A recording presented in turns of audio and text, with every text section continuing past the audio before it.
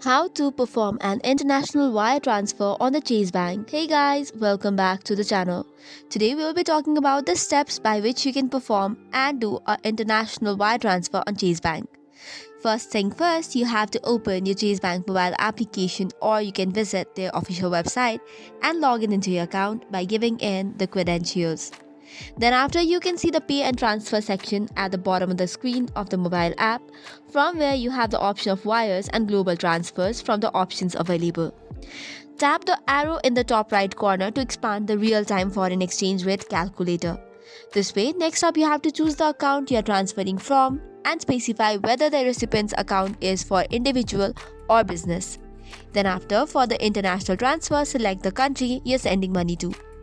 Next up, you have to input the dollar amount to be sent, and the app will automatically display the equivalent amount in recipient's currency.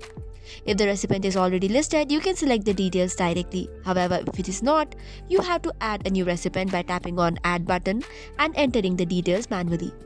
Make sure to provide any additional details available, such as payment code, category, country where services were provided, and for optional thing, you can add message for recipient as well.